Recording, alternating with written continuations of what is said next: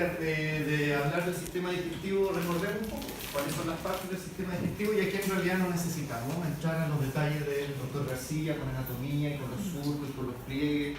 No. Boca. Ya, eso, boca, esófago, estómago, intestino, ano, listo. No, pero por ejemplo, boca. Cavidad oral en realidad. Componentes. Dientes. Dientes. Función de los dientes. Ya tenemos distintos tipos de dientes entonces. ¿Qué tipo de dentadura tienen nuestros animales, los carnívoros especialmente?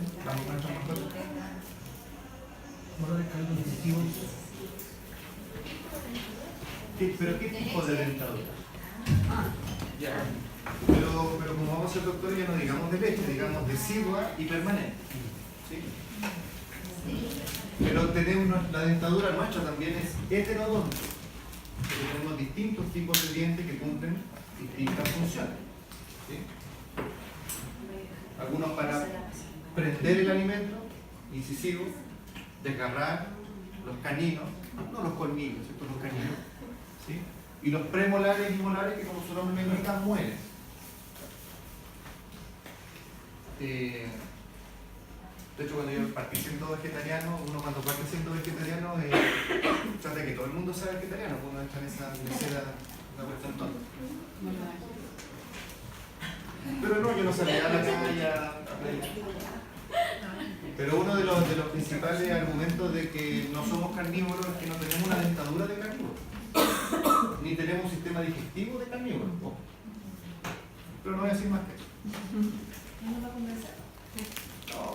No, Ella sí. hasta yo lo dudo a veces, así que no vamos a andar convenciendo. ¿Para qué nos podemos revistar? Piezas dentales. ¿Qué más tenemos en la boca? Y por lo tanto la función es moler, ¿cierto? Es la primera digestión mecánica que sufre el alimento. Porque el alimento, el sándwich que vi que se comieron con tanto gusto hace un rato, no llega intacto el sándwich como los monitos animados al estómago, así que llega a la cola. Sino que sufre cambios físicos y cambios químicos. ¿Qué otra parte del sistema digestivo en la cavidad bucal ayuda a ese cambio físico?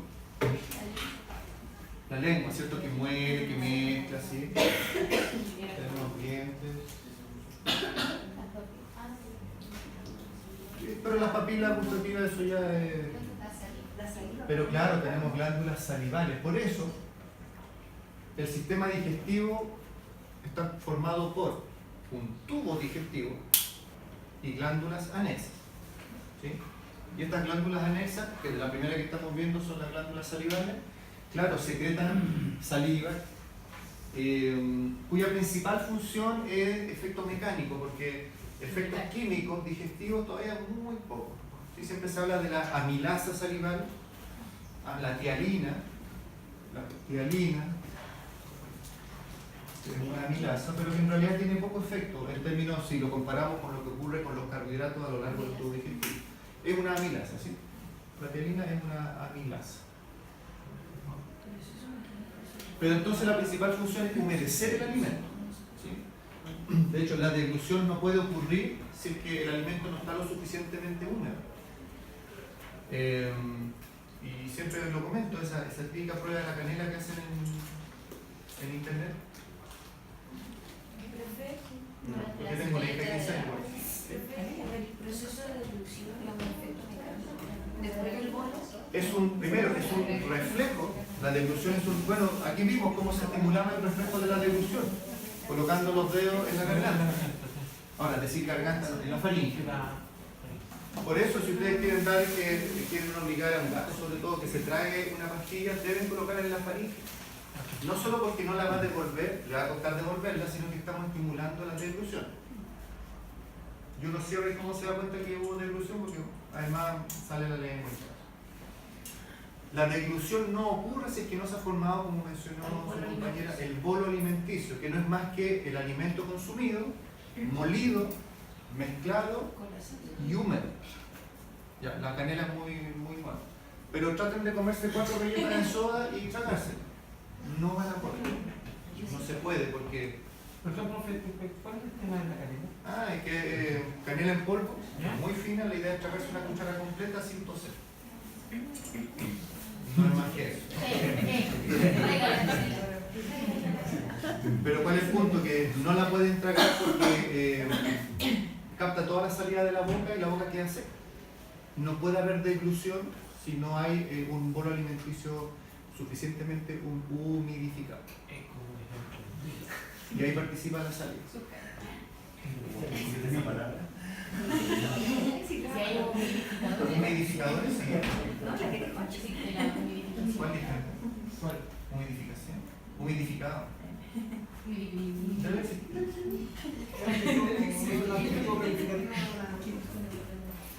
Ok, ocurre la deglución, ya no tenemos, ya no hablamos de alimento, hablamos de bolo alimenticio, el cual pasa por la faringe, ocurre la deglución.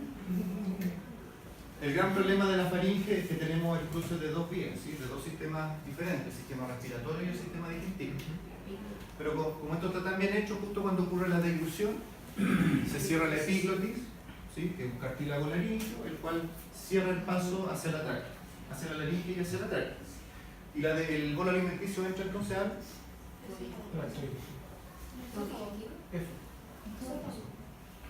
sí, a esófago.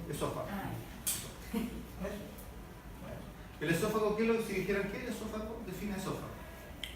Un tubo. Es un tubo. Que une la tráquea con... La tráquea no. O sea, la faringe con la faringe. La faringe con el estómago. Y es un tubo muscular, ¿sí? Que posee dos esfínteres. Ojo que hay un esfínter superior que le damos como que tuvo poco marketing, nadie lo conoce. ¿Sí? Que es el esfínter esofágico superior, ¿sí? Que es el que se abre al ocurrir la deglución. Pero el más conocido, el cardias, que es el esfínter esofágico inferior. Todo esto lo vamos a ir viendo después, estamos solo conversando. Cardias, sí.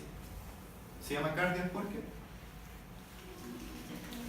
Porque está al lado del corazón. Oh.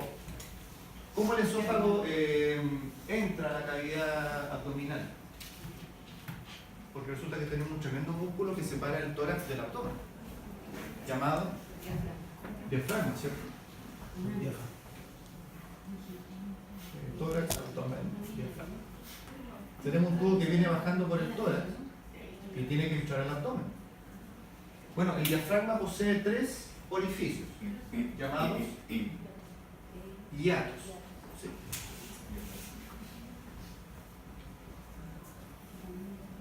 Estos tres orificios sirven para el esófago 1, el hiato esofágico, para el aórtico y el de las venas acá.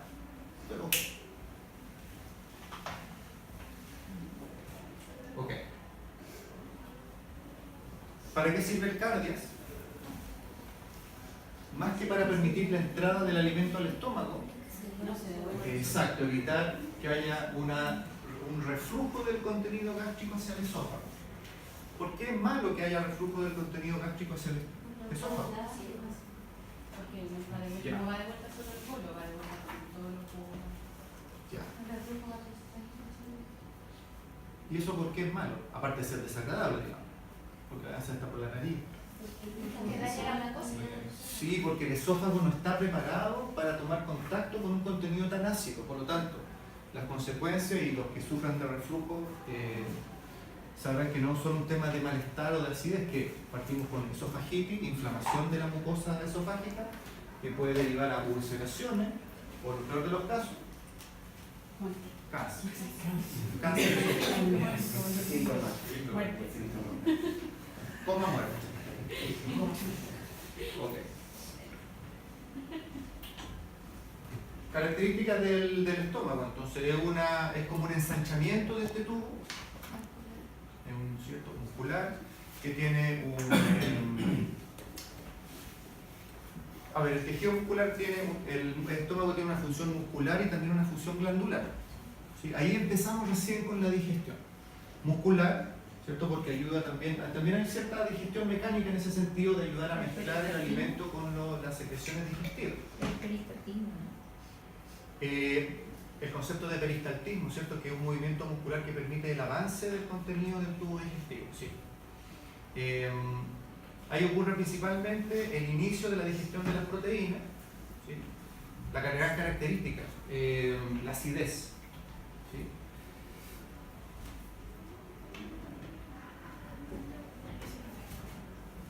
Hoy se perdieron la mejor parte.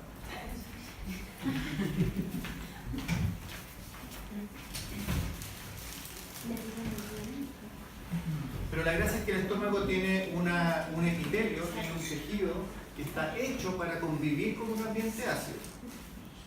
Porque ¿qué es lo que produce en gran cantidad la pared estomacal? Un mucus gástrico, así que es protector. El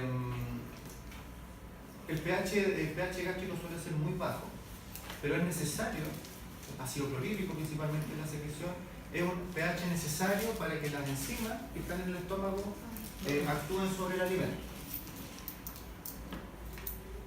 ¿Qué es lo que hace que el alimento no siga de largo? Es que hay una puerta de salida, un esfínter llamado esfínter pilórico, ¿sí?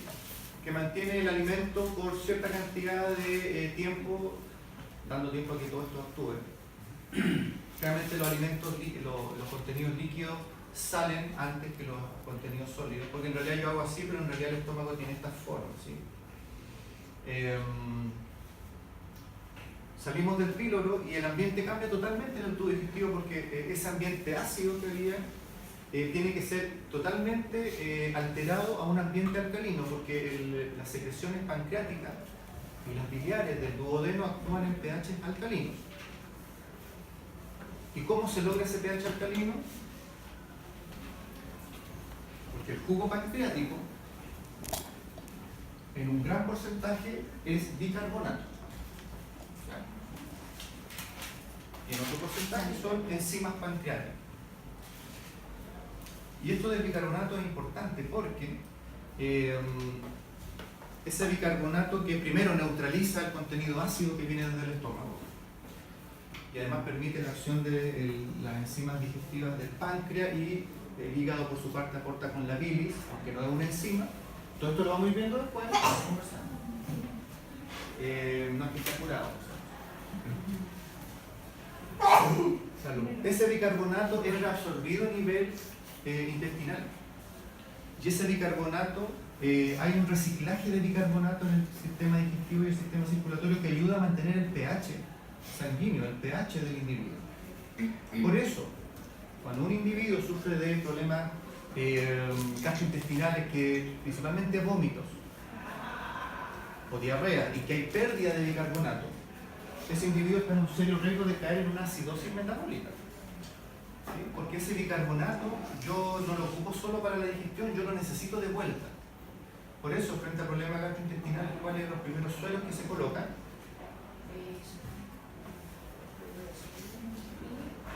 El famoso Ringer. ¿Por qué Ringer siempre es gastroentérico Ringer? Porque el lactato en el organismo se metaboliza en bicarbonato. Y yo asumo que ese individuo está teniendo pérdida de bicarbonato, por lo tanto yo comienzo a suplirlo con este tipo de suelo. El Ringer lactato. ¿Qué es lo que aporta el páncreas en términos digestivos? Aquí ocurre como la digestión más importante del tubo digestivo, porque el páncreas, que es otra glándula anexa, produce amilasas, lipasas, proteasas. Con eso cubrimos todo el espectro el espectro más importante de nutrientes que consume el individuo. Amilasa pancreática, ahí el nombre no cambia mucho, lipasa pancreática, pero la proteasa del tubo digestivo, del páncreas, perdón, es la tripsina. Vamos conversando. Y por el otro lado, tenemos el hígado, que produce la bilis.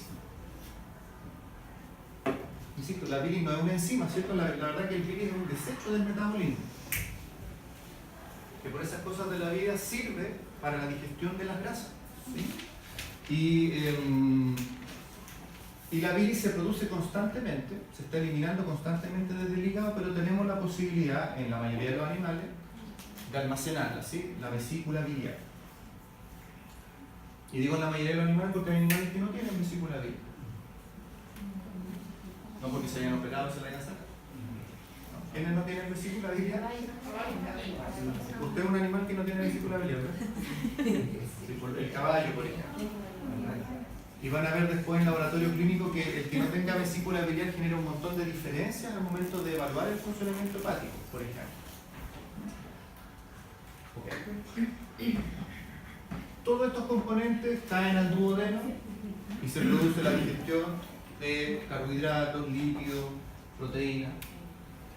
La digestión no siempre es un 100% eficiente, ¿sí?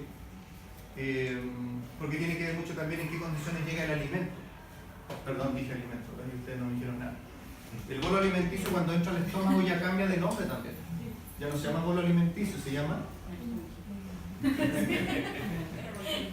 se llama quimo. Quimo. Con Q, quimo.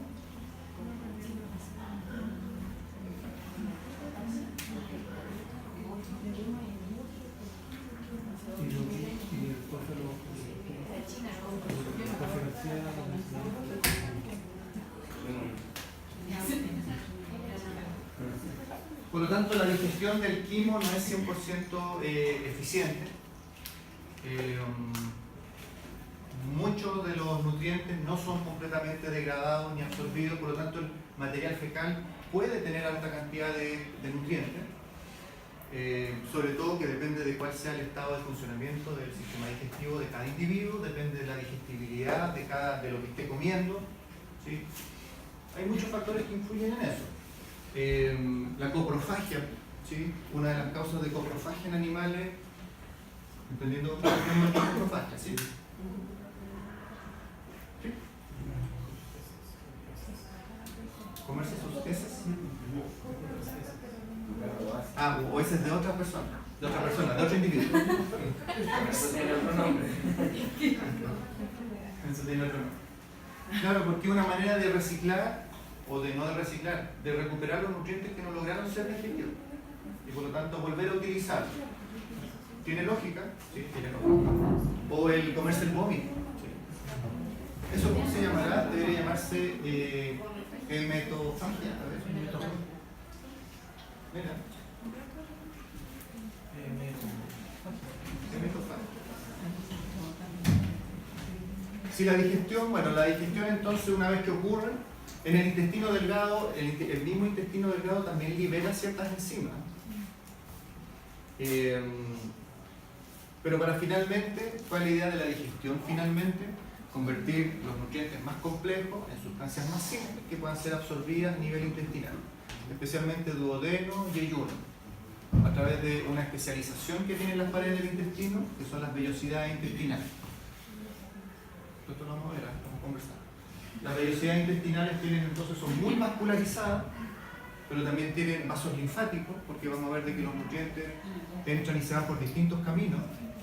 Proteínas, carbohidratos se van por el torrente sanguíneo, los lípidos se van más por el sistema linfático. Pero el sistema linfático y después llega al sistema circulatorio, así que en realidad no nos preocupemos.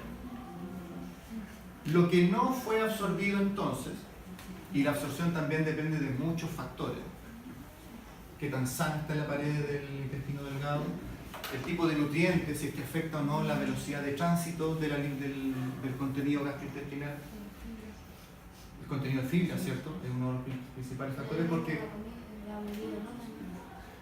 la importancia de masticar los alimentos, por ejemplo, el de no comer tan rápido,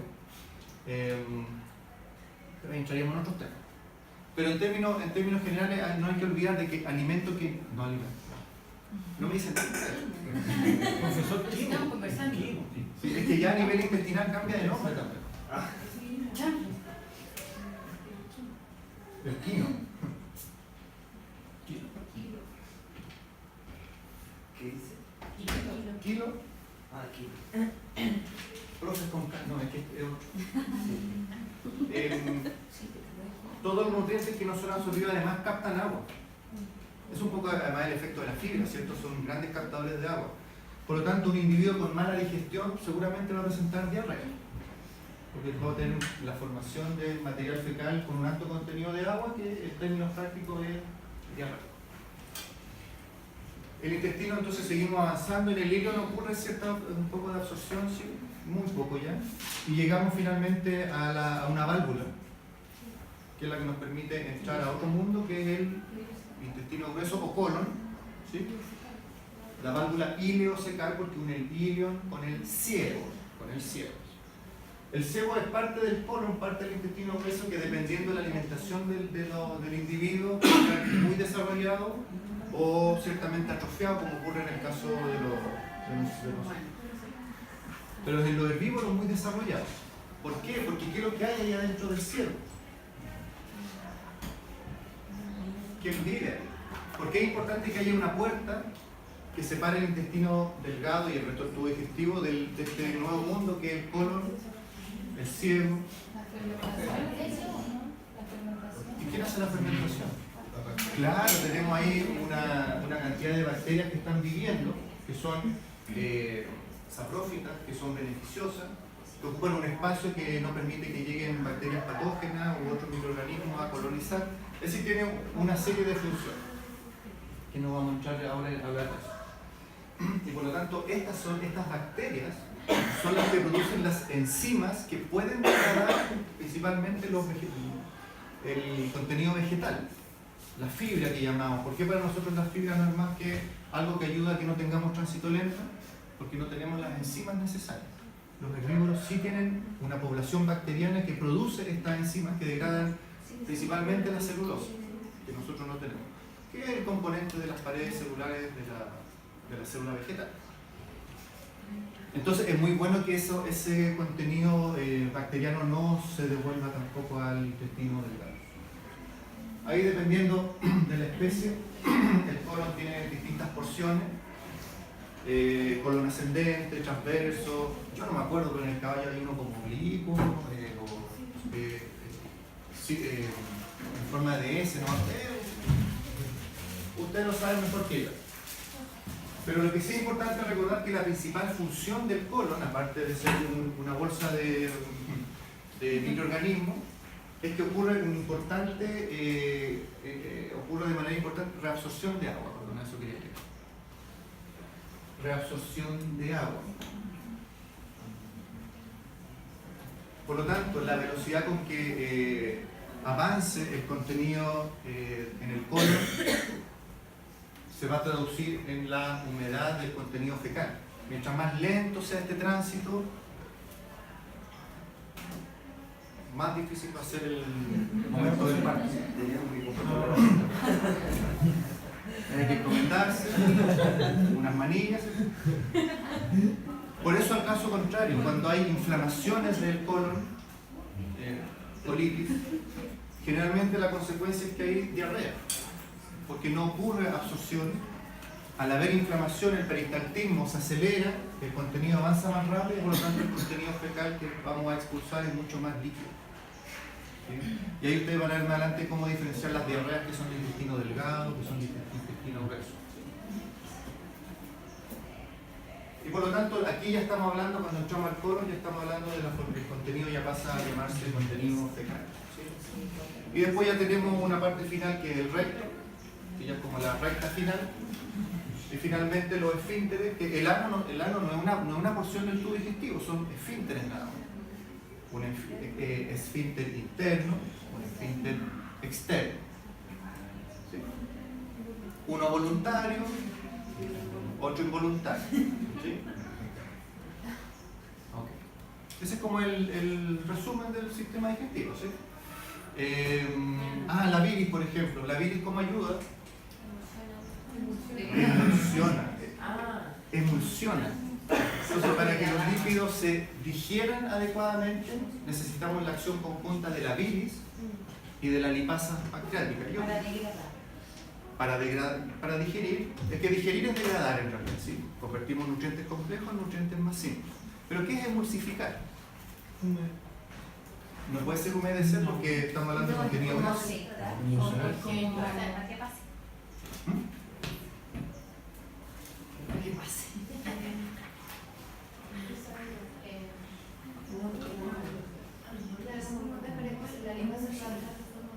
Sí, un poco eso. Tengo una gran micela micela. Como el Juego de Tronos, micela. Sí, sí, es de este porte esta burbuja grasa en un ambiente líquido, porque el contenido digestivo es evidentemente líquido, hidrosoluble. Entonces llega este contenido graso que no se siente a gusto en el tema, entonces tiende a aislarse, formando grandes micelas. Si la lipasa pancreática puede actuar y empezando a degradar estos lípidos encima, pero va a ser muy lento y el tubo digestivo avanza, el contenido intestinal avanza. Por lo tanto, como yo hago más eficiente el trabajo de la lipasa, la bilis empieza a separar esta gran micela en pequeñas micelas. Y por lo tanto la lipasa ya tiene mayor superficie donde actuar. Porque en vez de tener una grande en que solo puedo actuar en la superficie para ir entrando, ahora separo en cientos de micelas pequeñas. Eso es la emulsificación, la separación de esta gran micela en micelas pequeñas. Y ahí la lipasa puede venir y empezar a degradar. No degrada todo porque no es 100% eficiente, ¿de acuerdo?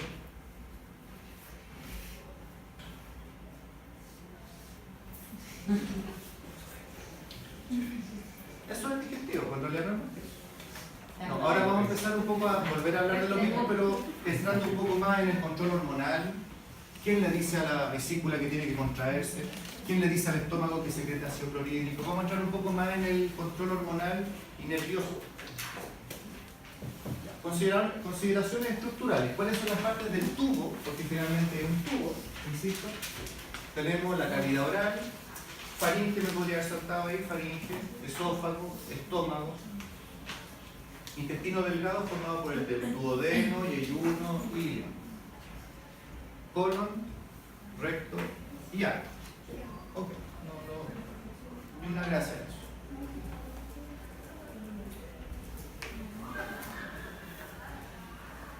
Las paredes del tubo digestivo, no estamos hablando aún de las glándulas anexas, las paredes del tubo digestivo son epitelios que se van especializando y modificando dependiendo de en qué porción del tubo digestivo estamos.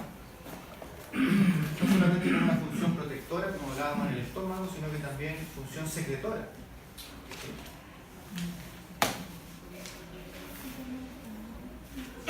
Lo que conversábamos en la digestión es fundamental las secreciones de las glándulas anexas, porque si uno se pregunta, ¿el tubo digestivo produce enzimas? Sí. ¿El estómago produce enzimas? Sí. ¿El intestino delgado produce muchas enzimas? De hecho, vamos a ver de manera superficial, pero uno siempre tiene la idea de que el contenido intestinal va avanzando por el tubo y van tirando las enzimas ¿sí? y se va ocurriendo la digestión en el mismo tubo.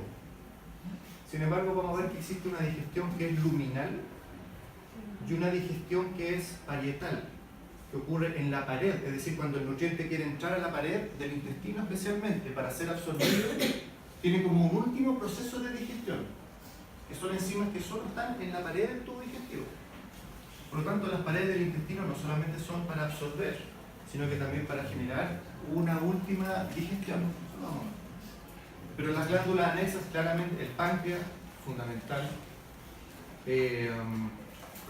No olvidemos que a un individuo le saquen la vesícula biliar no significa que no va a producir más bilis. ¿Estamos de acuerdo en eso, cierto? Es solamente un almacenaje. Las glándulas salivales, otras glándulas anexas. Como decíamos, a pesar de que es un tubo, igual lo podemos dividir en compartimentos porque existen esfínteres y válvulas que van un poco deteniendo y fraccionando el avance del contenido. En el caso del esófago, tenemos el esofágico superior y el inferior, que vamos a llamarle siempre cardias. El píloro, que es el que retrasa el vaciamiento gástrico. También hablamos de la válvula ileocecal, que retiene el contenido del colon solo en el intestino grueso, no permite que pase hacia el tubo digestivo, hacia el intestino delgado, ¿verdad? Y lo último es esfínteres, ¿sí? El anal interno y externo. Esas son como todas las principales puertas que van deteniendo o permitiendo el avance. Teniendo claro que el avance, como mencionaron, tiene que ver con la motilidad de este tubo digestivo, que es completamente muscular. Y ahí vamos a ver que hay distintos tipos de musculatura que permiten este avance. Y no solo el avance, sino que no el retroceso tampoco. Una imagen en fondo. Todo el tubo digestivo está formado principalmente por 4 capas. Capas que pueden ir sufriendo modificaciones dependiendo de en qué parte del tubo digestivo nos encontremos. Pero en general la capa más interna es la capa mucosa, que corresponde al epitelio.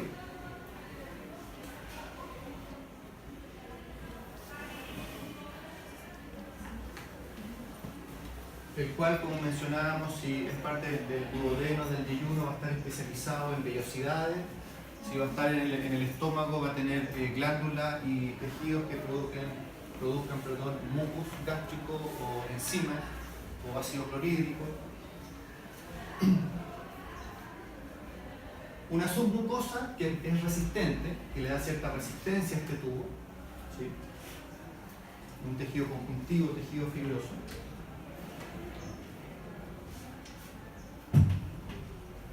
Seguido por nuestro famoso tejido muscular liso, involuntario.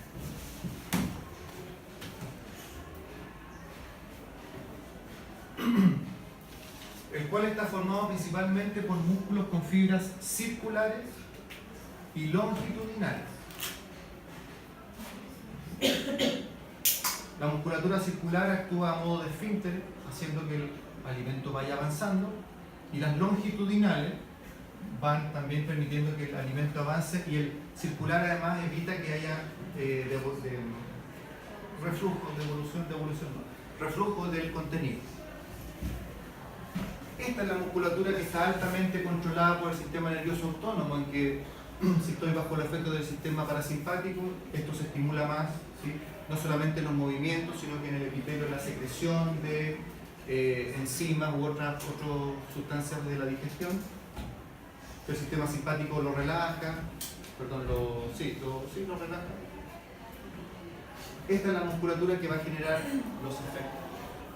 En el caso del vómito, va a empezar a contraer la musculatura estomacal con mucha velocidad. ¿Cuál es la diferencia entre vómito y regurgitación? A propósito.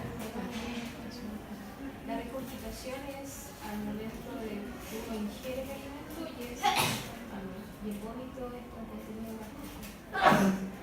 La regurgitación es voluntaria,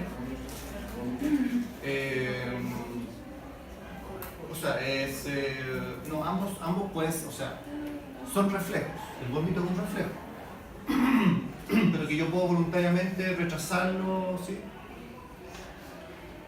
Pero tiene que ver primero con qué contenido se devuelve.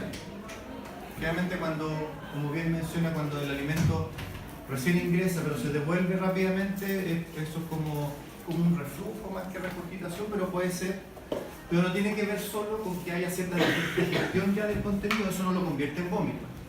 Tiene que ver con las estructuras que participan en la devolución es la palabra, ¿ya?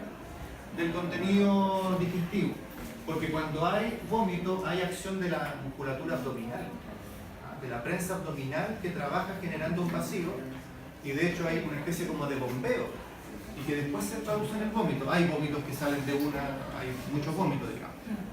Incluso en el vómito puede haber devolución de contenido intestinal. O han escuchado el concepto de vómito fecaloideo, por ejemplo. En cambio, la regurgitación es una reacción más pasiva, en que no hay trabajo de la musculatura abdominal, sino que solamente hay de la musculatura del sistema digestivo.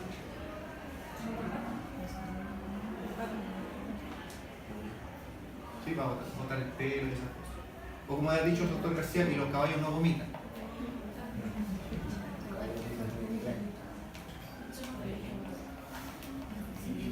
Siga. Claro, sí, exacto. Y la última capa, la más externa, es la capa serosa, Y la capa serosa se caracteriza porque en ella están los vasos sanguíneos, arterias, venas, vasos linfáticos, nervios. El paquete completo. Vasos sanguíneos, vasos linfáticos y la inervación. ¿Cómo se ve en el esquema? Estas 4 capas se mantienen constantes en todo el tubo digestivo, pero por supuesto que van sufriendo adaptaciones según la función que cumpla cada una de las partes. ¿Qué es la digestión? Proceso de fragmentación y transformación de los nutrientes más complejos en sustancias más simples. Okay. No hay nada nuevo en eso. Cuando hablamos de fragmentación, cambios físicos, mecánicos, moler, ¿cierto? Humedecer, y transformación, cambios irreversibles, cambios químicos.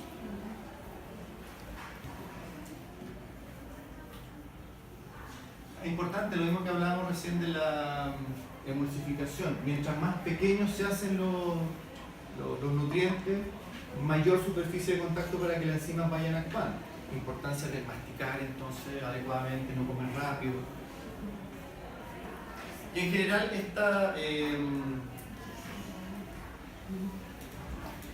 la fragmentación de los nutrientes ocurre principalmente por el proceso de hidrólisis. Si uno analiza la palabra hidrólisis, ¿qué significa? Rompimiento por agua. Es decir, por ejemplo, aquí tenemos glucosa y fructosa, y como yo las separo, el nutriente más complejo, meto una molécula de agua al medio, ¿cierto? Y por lo tanto, el HO se lo entrego a uno y se va, y la otra H se lo entrego a él y se va.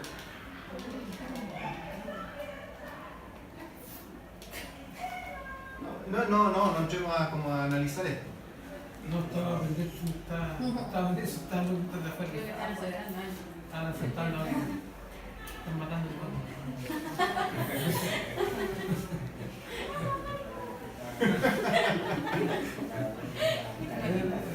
Y solo como comentario, el proceso inverso a la hidrólisis es la condensación, en que como uno yo, dos sustancias simples, una más compleja, saco un grupo hidroxilo y un hidrogenión, lo convierto en agua y los enlaces, como quedan libres, se unen y forman esta sustancia más compleja.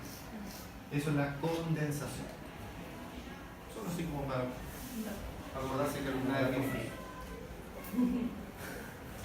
La digestión también, importante, no ocurre solamente en que el tubo, las glándulas y el sistema digestivo tiran encima a los nutrientes que van pasando, así como tirándole arroz a los novios, sino que también hay una fase membranosa en que cuando el alimento va pasando junto a las paredes, o incluso cuando quieren entrar para ser absorbidos, sufren una última digestión. Esa es la digestión membranosa, que no vamos a explicarlo más en detalle.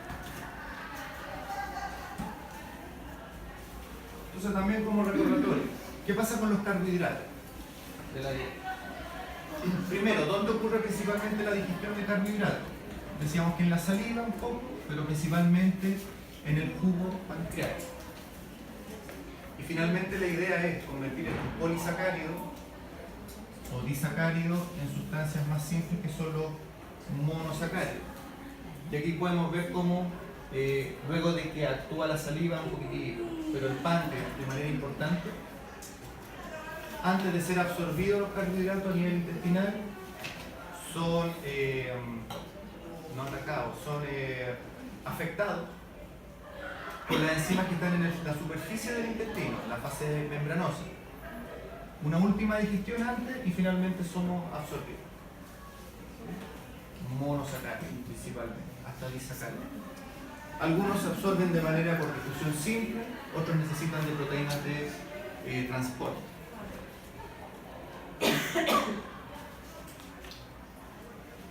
Eso con los carbohidratos. Con las proteínas, ¿qué pasa? Siempre se dice que en el estómago ocurre como la digestión más importante de las proteínas, y la verdad es que no es tan así. Tenemos una enzima en el estómago que es la pepsina, que está en estado inactivo primero, como un pepsinógeno, ¿sí? el cual al activarse con el ácido clorhídrico, por eso la acidez del estómago es innecesaria. Se activa en pepsina, hace que estas proteínas se empiecen a degradar en péptidos más pequeños. Pero la digestión, la principal digestión ocurre a nivel del intestino delgado. Hablamos de que el páncreas aporta la tripsina. Bueno, aprovechemos de comentar de que en el páncreas esta enzima también está en un estado inactivo, como tripsina.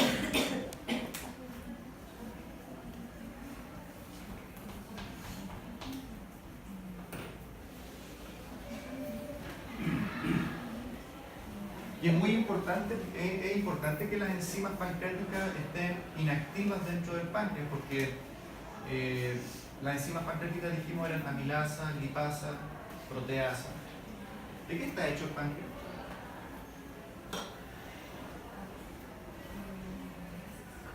¿De qué está hecho el páncreas? De tejido pancreático. Bien. Y el tejido pancreático está formado por... Eso, dígalo, sí, eso. Dígalo. ¿De qué está formado el tejido pancreático? Dígalo. De células pancreáticas. ¿Y las células de qué están hechas? Fosfolípidos, proteínas, carbohidratos. O sea, ¿qué quería llegar con esta joda? Que si las enzimas pancreáticas se activaran dentro del páncreas, habría una autodigestión del páncreas. Tiene lógica, ¿sí? De hecho, la pancreatitis aguda ocurre por activación de las enzimas pancreáticas dentro del mismo órgano. Y comienza una autólisis, una destrucción del páncreas, con distintos grados, incluso pueden llegar a la muerte, ¿sí? Coma muerte. Es muy grave, incluso en muchos cachorros gastroentéricos, ojo, porque el cachorro gastroentérico hemorrágico sobre todo tiene como signología muy clásica y como nunca vamos mucho al diagnóstico, sino que es más sintomático el tratamiento, uno espera una evolución dentro de ciertos días. ¿Cómo? ¿Cómo y muerte? Sin embargo, hay muchos cuadros que son demasiado agresivos, que se postula que hay algunas cepas que son más agresivas dentro de los virus que provocan esas patologías, o que muchas veces son pancreatitis agudas que no son diagnosticadas, sino que son tratadas como simples gastroenteritis hemorrágica y que finalmente llevan a la muerte del paciente en muy poco tiempo. Ahí las enzimas pancreáticas en un examen podría ser. Sí. Sí. Entonces sería como el diagnóstico de... Lo que pasa es que la amilasa y lipasa, que son enzimas que se evalúan en el perfil bioquímico, no se producen solo en el páncreas. Yo diría que el tema va más por un tema de historia clínica y examen clínico. Simple. Sí. El problema de esto es que al haber autodigestión del páncreas, hay grados y grados, esas enzimas pueden afectar órganos adyacentes, caer a cavidad abdominal, provocar peritonitis. O sea, es un tema grave. Sí, pero ¿cómo llega finalmente desde el punto de desde la observación clínica? Medicina. Ok.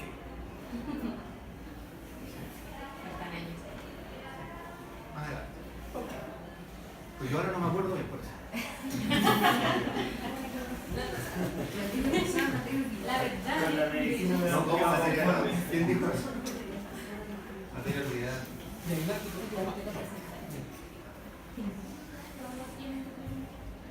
Bueno, y finalmente las enzimas, la proteasa pancreática va degradando estos péptidos hasta péptidos más pequeños que finalmente son absorbidos a nivel de las vellosidades intestinales.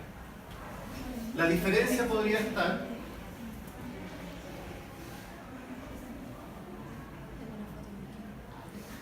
y con esto salimos rápido con los lípidos. Primero porque la digestión dijimos que ya era un poco diferente porque requería de la acción de las sales biliares que emulsificaban la grasa, ¿cierto? Y formaban estas micelas para que luego las lipasas pudieran degradarlo y ahí finalmente machacar y generar ácidos grasos, fosfolípidos, que son sustancias más pequeñas que son absorbidas a nivel intestinal. Sin embargo, estos entran a la vellosidad intestinal, pero se van por el vaso linfático, ¿sí? Que es el vaso quirífero o quirífero central. No está lento, pero no.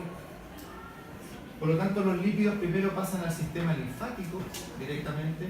Los más simples, no, en general al sistema linfático. Y luego el sistema linfático desemboca en el sistema circulatorio. ¿Okay? La gran gracia que tienen los triglicéridos, que son fácilmente utilizados por las células, no requieren como los carbohidratos de una enzima. Porque ¿de qué está hecha la membrana celular? De lípidos, por lo tanto difunden fácilmente. Y bueno, y lo que no se utiliza se guarda.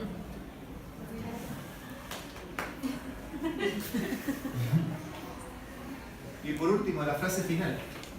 Cualquier patología gastrointestinal tenemos que pensar en que o está afectada la digestión o está afectada la absorción. No hay más opciones que eso. Ya, salgamos al recreo y sí. Las glándulas anexas. Primero teníamos las glándulas, aquí representamos al canino porque el que tiene es como el que tiene todas las glándulas salivales, pero dependiendo de la especie, como hablábamos y el profesor Patricio le habrá enseñado, dependiendo de la especie.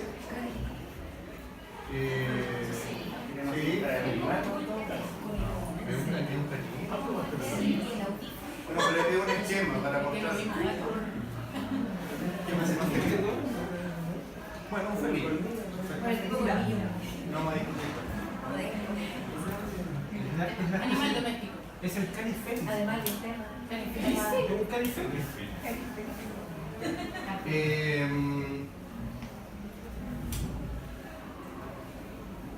Bueno, y el nombre de las glándulas salivales por su ubicación, ¿cierto? Sublingual, molar, submandibular. Parótida, ¿por qué la parótida se llama parótida?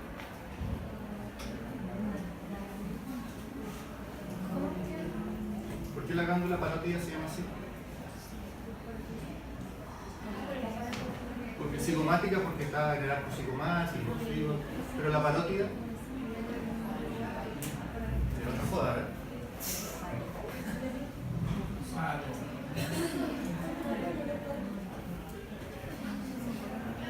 ¿Oto qué es oto? Va paralelo al oído.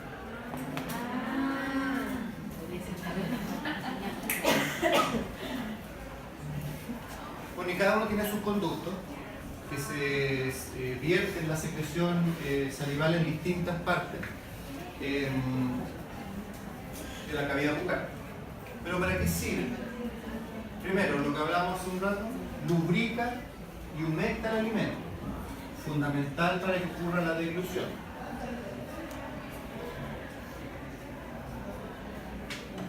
Alcaliniza el bolo alimenticio. Siempre se habla de que el pH de la cavidad bucal tiende a ser neutro. Contenido de bicarbonato, contenido de potasio. Acción germicida. Acción digestiva. Poca, decíamos, pero son los carbohidratos, la amilasa salival. Regulado por el sistema nervioso autónomo, ¿sí? El sistema simpático inhibía la secreción salival, el sistema parasimpático estimulaba la secreción salival. Además facilita la percepción de los sabores. ¿Sí? Humecta la boca y por lo tanto facilita de nuevo el ejercicio de las galletas de soda. Trate de hablar bien con la boca seca. La lengua no se puede mover adecuadamente, por lo tanto no podemos modular. ¿Sí? Por lo tanto, mantener la boca húmeda es fundamental para, para vocalizar, para hablar, pero también para la deglución.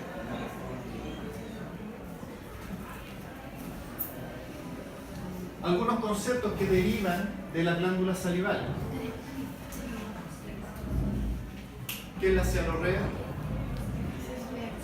¿Qué es la cialorrea? Sí, exceso de salivación, ¿sí? ¿No está bien? El tianino.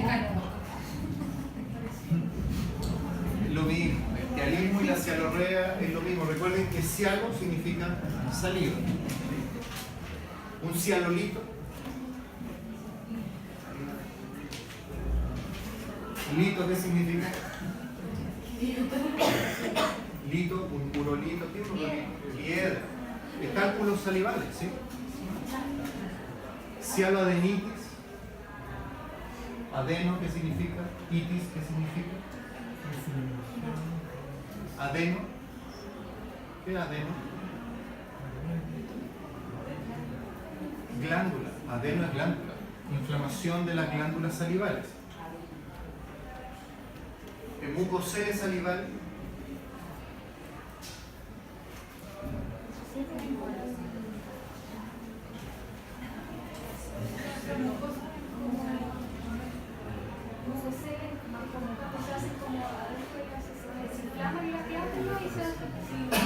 Sí, hay extravasación de saliva a los tejidos blandos, por lo tanto generan aumento de volumen, ¿sí?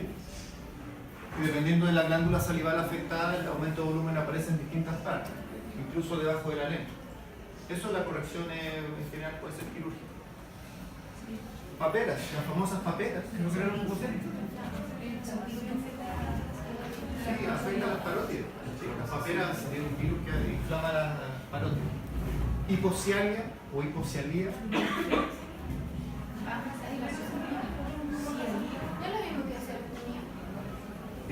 Lo mismo, sí. Por lo tanto, recordar estos conceptos.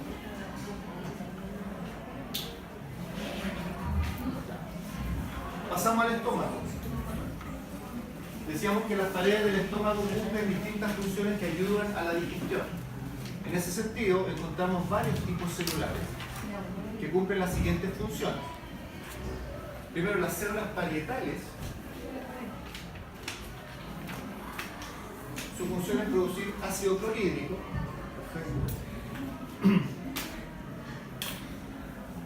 Y el factor intrínseco.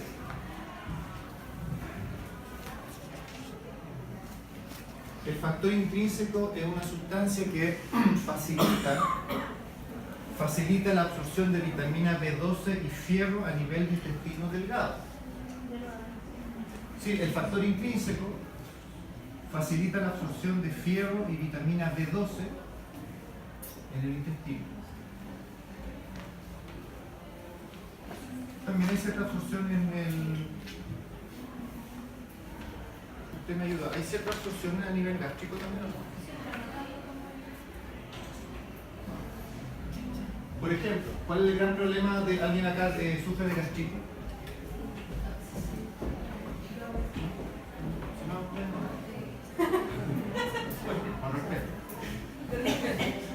Bueno, igual hay un pariente que sufre de gastritis. ¿Sí? ¿Qué es lo que toman principalmente? Ah, pero es que entonces es algo como puntual, pero el que sufre de gastritis crónica, por ejemplo, omeprazol, ¿le suena el omeprazol?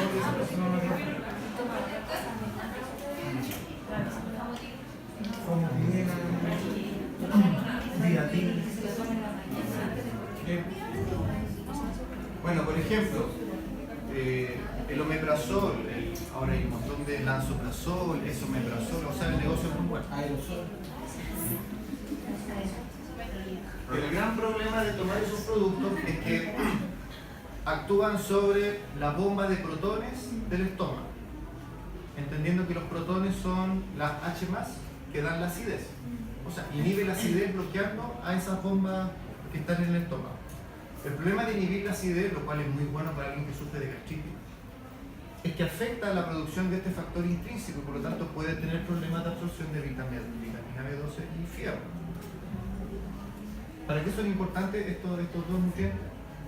Una vitamina, un mineral, ¿para qué son importantes? Para las funciones metabólicas cerebrales. Se llama sistema nervioso y producción de glóbulos rojos. El fierro especialmente.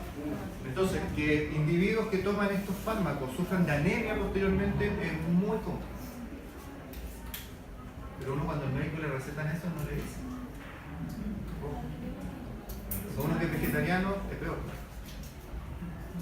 Pero eso no es importante.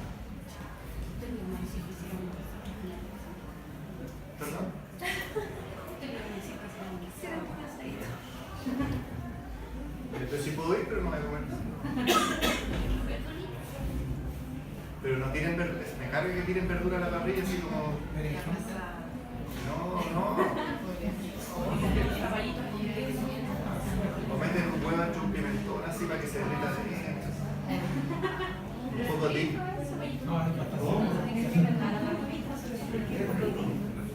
Yo sé, así como para que te sepáis parte del asado, pero en realidad no.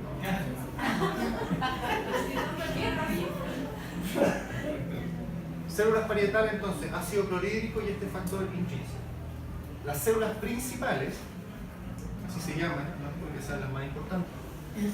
Aquí tenemos los productores de enzimas. Tenemos el pepsinógeno, que junto con el ácido clorhídrico se va a activar en pepsina, entonces. Y una lipasa, pero que tiene una digestión muy pobre en términos de líquido. Muy poco, como diríamos, estadísticamente significativo. Entonces aquí en las células principales tenemos la producción enzimática. Las células antrales, por otro lado, producen sustancias que regulan el funcionamiento de las anteriores, porque por ejemplo, las células antrales producen una hormona llamada gastrina. Y toda esta secreción, todo esto se vierte al lumen gástrico. Esto se vierte a circulación. Porque la gastrina es un estimulador de la producción de las sustancias de las células anteriores. Es decir, estimula la producción de ácido clorhídrico y por lo tanto la liberación de enzimas. Esto se vierte a circulación. Entonces tenemos un signo más, estimula y no solo estimula la secreción, sino que también la motilidad gástrica. En cambio también se produce la somatostatina, que es una hormona que en general a nivel de todo el tubo digestivo tiene efectos inhibitorios de la motilidad, inhibitorios de la secreción. Y en el caso del estómago, por lo tanto, es antagonista de la gastrina. Y la histamina, ¿sí? Y la histamina, que es la principal encargada de la producción de mucus gástrico. Y tiene la función protectora. En general, antes mencionaban que los que sufren de gastritis además le dan ranitidina, famotidina y como todas las anginas, que tienen efectos que emulan la histamina, es decir, estimulan la producción de mucus gástrico. Entonces con el omeprazol bajo la acidez del ácido clorhídrico y más encima aumenta la formación de mucus gástrico, con todos los efectos secundarios que eso trae, por supuesto. Y finalmente las células mucosas producen el mucus por estímulo de la histamina y también cierta cantidad de bicarbonato, que es la que va a pasar luego al intestino delgado. Por lo tanto, tenemos 4 tipos de células, cada uno con sus funciones bien claras, pero no olvidar, las antrales modulan la secreción de las dos anteriores, estimulando por la gastrina o inhibiendo con la somatostatina. Ese es como el control hormonal del funcionamiento digestivo del estómago.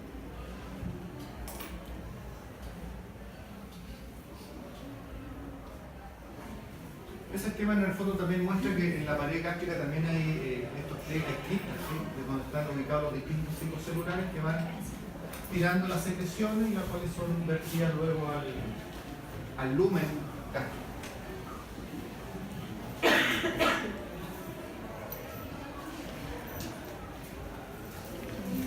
Entonces, de manera específica, veamos el esquema. La acidez gástrica entonces facilita la digestión de las proteínas a través de la pepsina, la absorción de fierro, vitamina B12 y el calcio también lo puedo meter acá mediante el factor intrínseco. Y otro efecto importante de la acidez gástrica es evitar el sobrecrecimiento bacteriano. Sin embargo, sabemos que hay una bacteria que escapa a esta norma. ¿Sí? ¿Cómo se llama esa bacteria que vive en el estómago?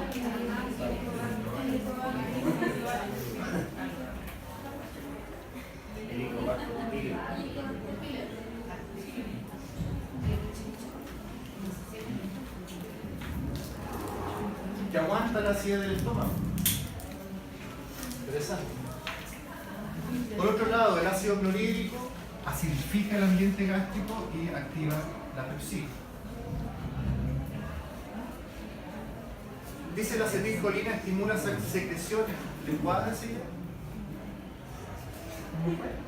Acetilcolina estimula las secreciones del estómago. Cuadra, o sea, se te ha puesto porque, pero ¿por qué cuadra? No asocia. ¿Cuál sistema es el que estimula el funcionamiento gástrico, simpático o parasimpático? Parasimpático. ¿Y cuál es el neurotransmisor del sistema parasimpático? La acetilcolina. ¿Okay?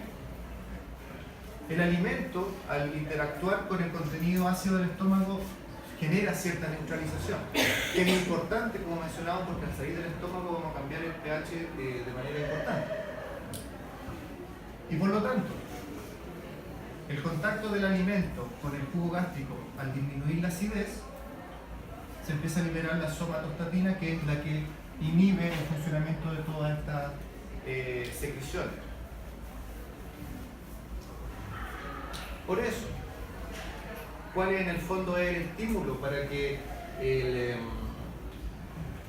estómago deje de secretar enzimas y ácido clorhídrico?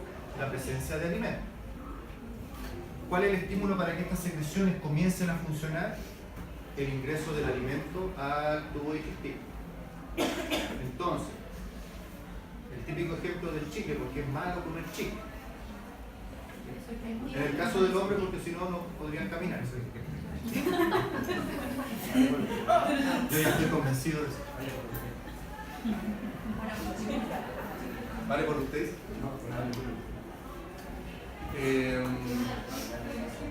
Claro, porque en el fondo estoy haciendo trabajar el estómago a secretar sustancias, a secretar acidez en un estómago al que nunca va a llegar alimento y por lo tanto nunca va a tener un estímulo para frenar esa secreción. Es decir, todos estos mecanismos protectores del estómago se basan y cuentan con la presencia de alimentos que ayude a neutralizar la acidez que está en este ambiente. ¿Okay?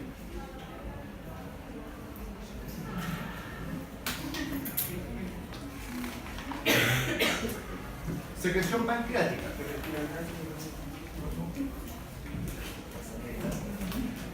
Como decíamos, tiene un alto contenido en bicarbonato, por lo tanto el ambiente en el que trabaja es un pH neutro alcalino.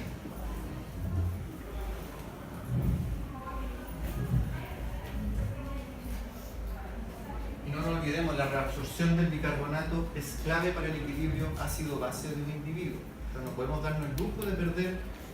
Uno siempre asocia el vómito y la diarrea que hay pérdida de agua y electrolitos y se acabó. No, también hay pérdida de bicarbonato y eso es clave. Si ya el alimento había ayudado a neutralizar un poco la acidez gástrica, ya la presencia de bicarbonato en el intestino delgado ayuda finalmente a que la acidez ya del quimo sea totalmente neutralizada y por lo tanto las enzimas pueden actuar adecuadamente. No nos olvidemos que el páncreas es un órgano, es una glándula mixta, ¿sí? Que significa que tiene funciones endocrinas y tiene funciones exocrinas simultáneamente. En el caso del sistema digestivo nos estamos enfocando solo en su lado exocrino, liberación de enzimas. Decíamos que el gran problema de la pancreatitis es la activación de las enzimas dentro del páncreas. Entonces, bueno, ¿cómo ocurre eso? ¿Dónde se activan? ¿Quién las activa? Porque alguien tiene que activarlas, no tendría sentido que así no fuera. Y lo que ocurre es que cuando las enzimas, cuando el alimento está entrando al duodeno y se estimula, digámoslo al tiro, la hormona que estimula la secreción de jugo pancreático es la secretina.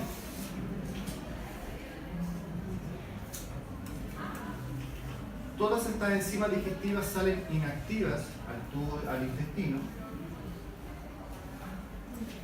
Y en el intestino hay una enzima, una enteroquinasa, que al tomar contacto con el tripsinógeno se activa en tripsina. Y cuando se activa la tripsina comienza una cascada de activación del resto de las enzimas pancreáticas. Y como todo eso ocurre en el intestino delgado, porque la enteroquinasa solo está en el intestino delgado, todo el proceso de activación enzimática ocurre en el duodeno. En animales al menos, ¿cuál es la principal causa de pancreatitis? Cuando hay reflujo del contenido duodenal, especialmente hacia el páncreas. entendiendo que en ese momento ya están activas las enzimas pancreáticas. Y el problema es que, aunque sea un poco de volumen, el contenido pancreático, si entra tripsina activada al páncreas, me va a empezar a activar las enzimas que aún permanecían inactivas dentro. Entonces empieza como una, ¿cómo se llama? Reacción como en cadena.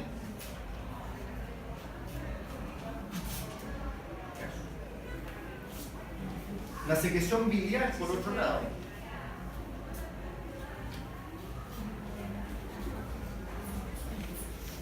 también desemboca en el duodeno.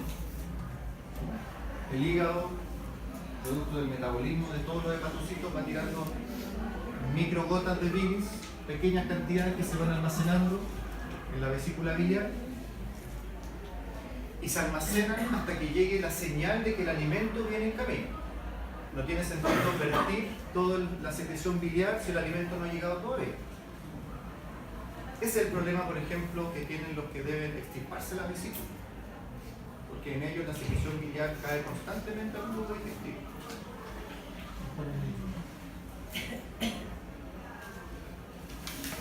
Por lo tanto, la digestión de las grasas dijimos que era la emulsificación debida a la bilis junto con la acción de la lipasa pancreática. Aquí tenemos un esquema de cómo un gran glóbulo de grasa con la acción de la bilis es separado en pequeñas micelas donde ya pueden venir la lipasa y actuar y generar la degradación.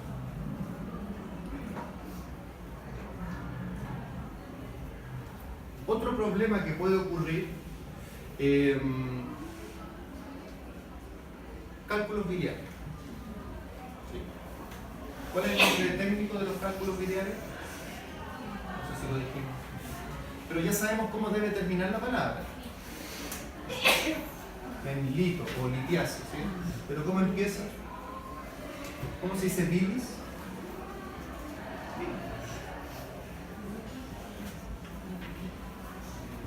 Cole.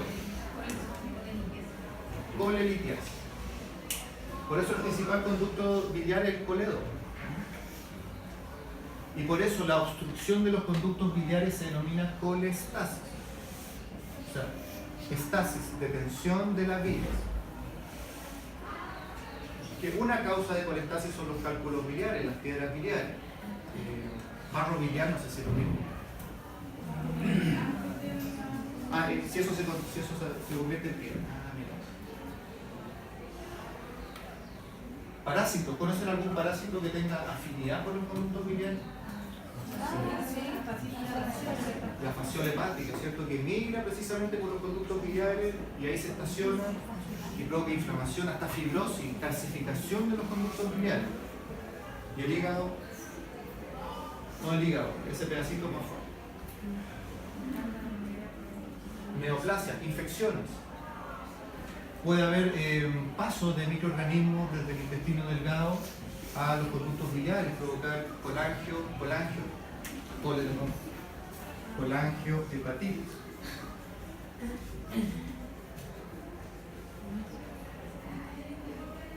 Los felinos sufren con mucha facilidad de este problema. El problema de la colestasis, cualquier factor que interrumpa el flujo biliar, es que la degradación de los lípidos no va a ser adecuada. Porque sin emulsificación no hay digestión. Puedo tener la mejor lipasa pancreática, pero no va a haber digestión. ¿Cuál es el...? Y bueno, y si no hay digestión, las grasas van a aparecer en la feca. Esteatorrea. Esteato, grasa, rea. Como eliminación excesiva, así como cialorrea, ¿cierto?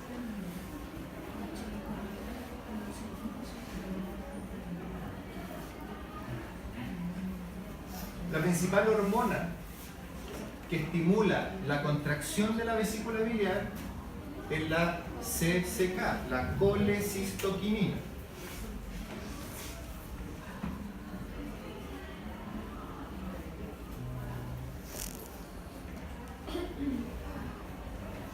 De nuevo, cole bilis, cisto, bolsa, vejiga, vesícula.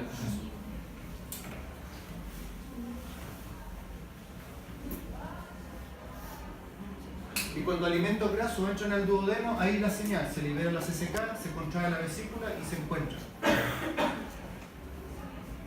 Coinciden en el tiempo y el espacio. Bueno, y además se relaja el esfínter de Oddi.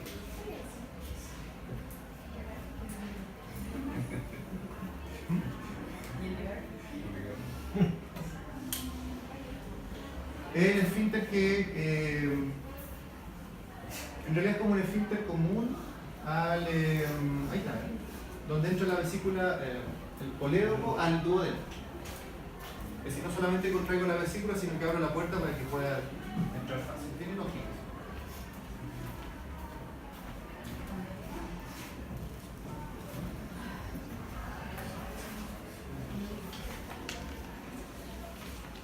Por lo tanto, en el páncreas, la secretina era la hormona que estimulaba la liberación del jugo pancreático. En este caso, la CCK es la que estimula la contracción de la vesícula biliar.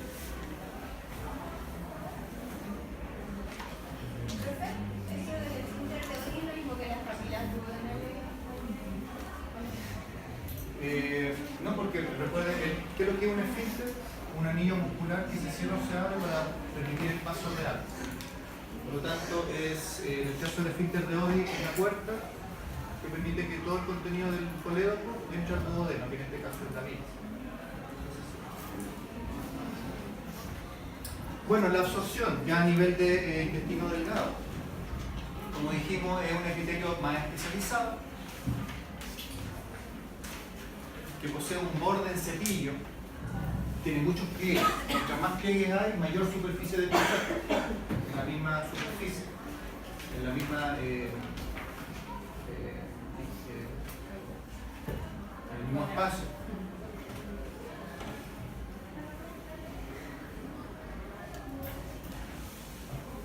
Como decíamos, la vellosidad intestinal entonces posee vaso sanguíneo, un capilar y un vaso linfático. A través de la circulación de los capilares sanguíneos se van los carbohidratos, se van las proteínas, aunque en estos casos los monosacáridos, disacáridos, péptidos, sustancias muy simples. En cambio, los ácidos grasos, producto del metabolismo de las grasas, entran por el conducto linfático, por el quelífero central.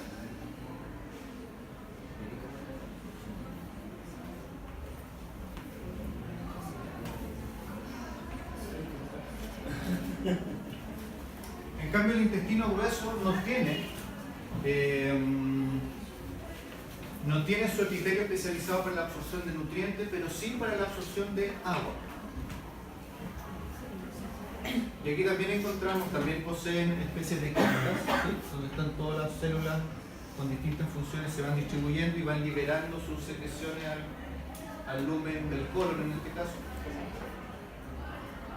Entonces tenemos las criptas de Liverpool, criptas, ahí mismo, se nos saltó una cosa.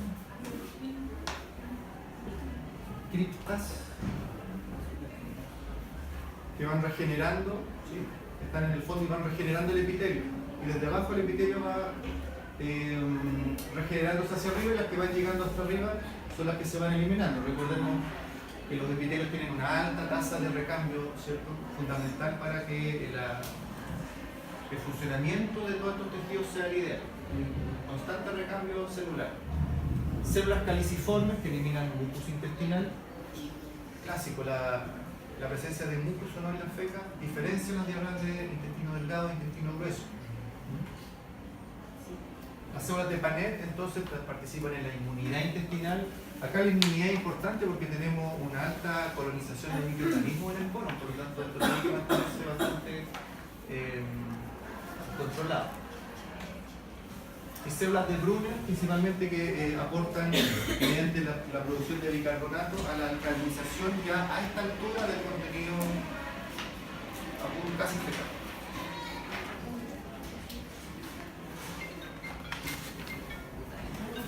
Guillermo, ¿qué le digo?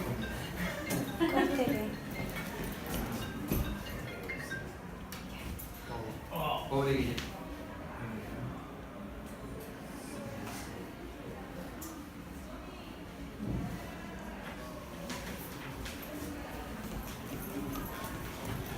Principales funciones del intestino grueso entonces, dadas las características de su tejido, una absorción de agua y electrolitos.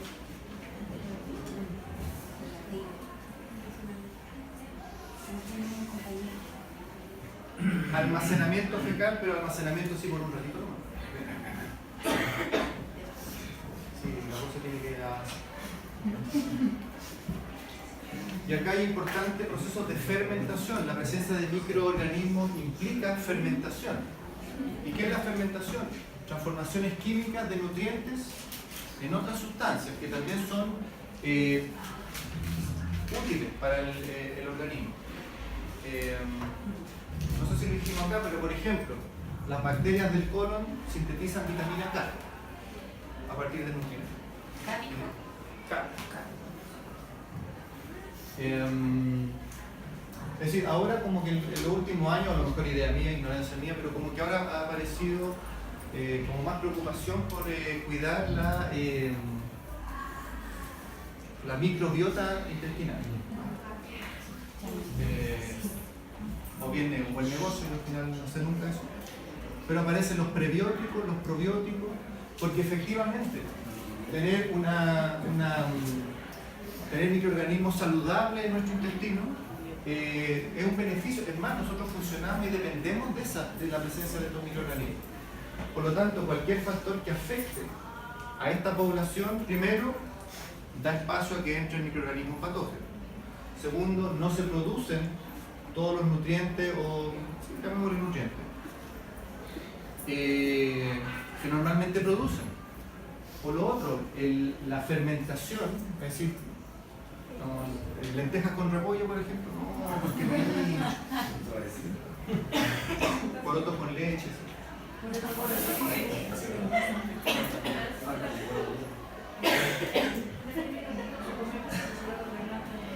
Porotos granados con repollo, sí, y... Sí, es decir, cuando... Yo no soy experto en eso, pero claramente algo no está funcionando. Cuando dicen, no, es que yo me hincho con esto y como es que yo soy así, es que usted no es así. O sea, algo hay ahí que deberíamos ver y tiene que ver entonces con la sanidad de esta población de microorganismos que están con nosotros desde que nacimos. O sea, hay que tener en consideración. Bueno, el tamaño del colon y el ciego depende de las necesidades de fermentación que tenga el individuo y que se base en su alimentación. Es lo que hablábamos al principio, de que claramente los herbívoros tienen un ciego mucho más desarrollado. En el bovino se compensa con la presencia del rumen, pero el rumen finalmente, ¿qué es lo que es? Una cámara de microorganismos y de fermentación constante. Y bueno, eso lo vamos a ver enseguida. Y el avance del material fecal también depende de un peristaltismo que ocurre en el colon. Y solamente para mencionarlo, en el colon existen marcapasos que descargan y permiten el avance del alimento y muchas veces el retroceso del contenido fecal. Que es lo que llamamos un peristaltismo o un antiperistaltismo. Y principalmente estos se activan cuando el contenido acuoso es demasiado alto. Es decir, en el fondo el mensaje es que devolvamos un poquito para absorber un poco más de agua antes de que salgamos. Recordemos que la reabsorción de agua no solamente es un tema estético, sino que es un tema de que el agua yo no puedo perder, yo soy 70% de agua. Todos los mecanismos que un organismo tenga para optimizar el uso de agua son bienvenidos. Finalmente ya llegamos al final del camino. Llegamos al recto y aquí existe el reflejo de defecación, lo explicamos.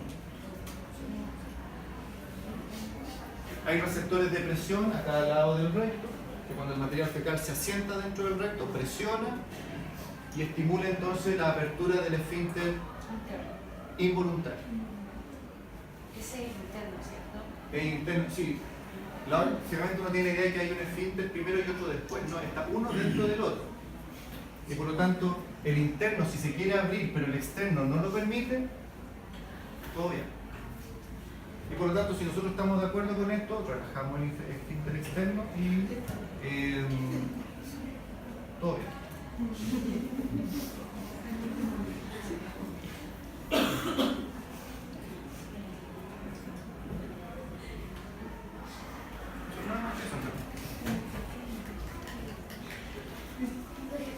ahora pueden así como imaginarse.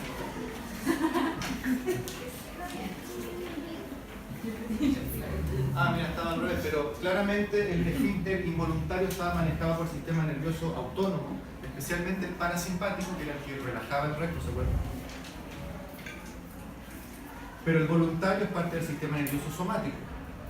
Voluntario, nosotros lo manejamos.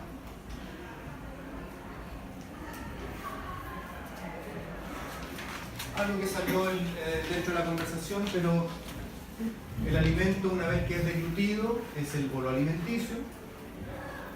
Una vez que tiene contacto con los contenidos gástricos, pasa a ser el quimo.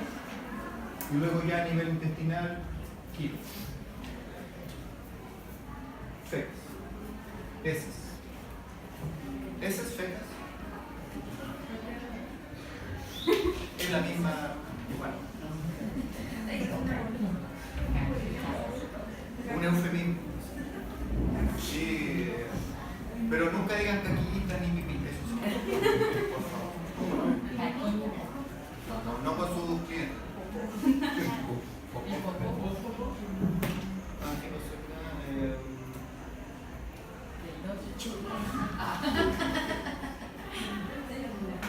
Sí. Ah, del 2. Ah, del número 2.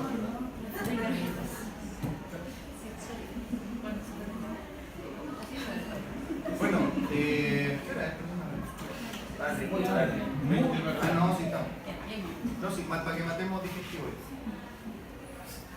La fermentación depende del microorganismo.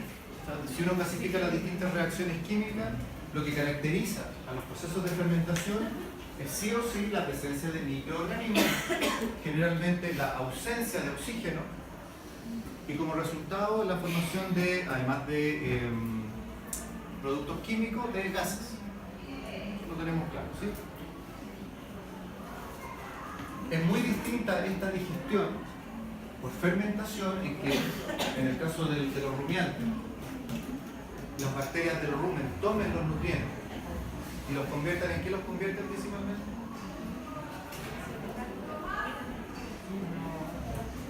¿Qué? ¿Metano? ¿Qué tipo de gas? No, ¿en qué? En gases.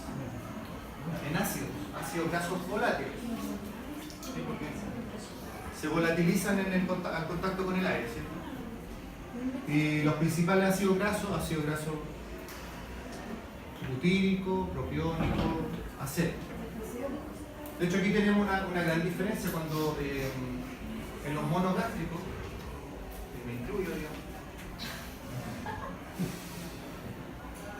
cuando nosotros comemos, si a las 2 horas medimos la glicemia, ¿cómo va a estar? No a las 2 horas, a los 30, 40 minutos, hiperglicemia, que la hemos llamado postprandial. Si un rumiante come y le miden la glicemia a los 30, 40 minutos, no, porque la principal fuente de energía en los rumiantes no son los carbohidratos, no es la glucosa, son los ácidos grasos volátiles. O sea, la gran diferencia entre la digestión fermentativa es que la producción primero es de ácidos grasos y no hay liberación de sustancias químicas y enzimas, no por parte del sistema digestivo, sí por parte de los microorganismos que actúan sobre los nutrientes y generan estos productos y los gases. Y los espacios donde ocurre esta fermentación puede ser pre y post gástrico. ¿Sí? Pregástrica, hablábamos por ejemplo del caso de los rumiantes, rumen principalmente, o postgástrica, ciego. ¿Sí?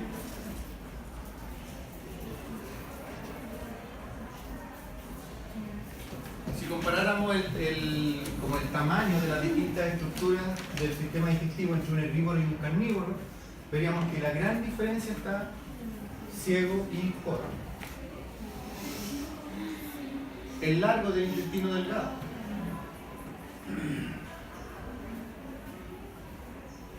Que la otra de las cosas que uno decía, que el sistema digestivo de los carnívoros es un intestino delgado muy corto. Porque Porque cuando alguien come carne, cuando comemos carne, estamos comiendo un cadáver en realidad. Asadito, alineado, pero es un cadáver finalmente.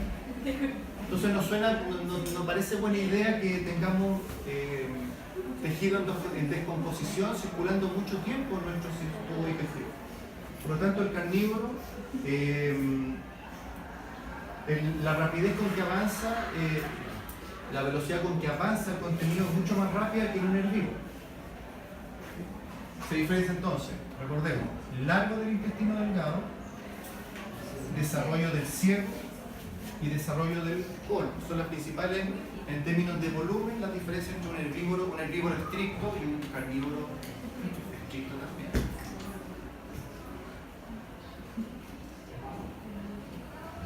Esta tabla es solamente así como referencia. Principales microorganismos que están en el rumen, su acción, sobre qué actúa y cuál es el producto. Y aquí es donde tenemos los ácidos volátiles, el ácido acético, butírico, propiónico y por supuesto CO2 y agua.